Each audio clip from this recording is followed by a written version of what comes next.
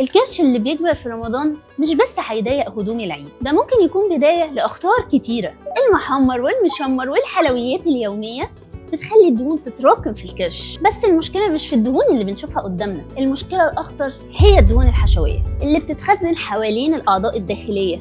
الدهون دي بترفع الكوليسترول الضار والدهون الثلاثية وكمان ضغط الدم، وبتكون لها تأثير مباشر على القلب والشرايين، وهي دي اللي هتوصلنا لمقاومة الأنسولين. مقاومة الأنسولين مش علامتها الكرش بس، بيكون ليها أعراض كتير، منها اسمرار في الرقبة، اسمرار في الأندر أرم، وزوايد جلدية، وعند البنات غالبا بتكون مرتبطة بتكيسات المبيض، والأخطر إننا بقينا بنشوفها في الأطفال والمراهقين. طب والحل إيه؟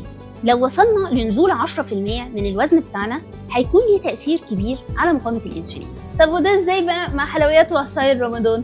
بسيطة، مش هناكلهم كل يوم، يومين بس في الأسبوع هيكون كفاية، وكمان هنركز على الصحي في الفطار بتاعنا والسحور. ودلوقتي بقى في عندنا نعمة كبيرة جدا اسمها حقن GLP-1 اللي بيكون ليها دور كبير في نزول الوزن بطريقة صحية، لكن لازم تكون تحت إشراف طبي. لو حاسس إن عندك أي أعراض من اللي احنا ذكرناهم تعالى علشان نطمن عليك قبل ما المشكلة تكبر. كل سنة وانتم طيبين.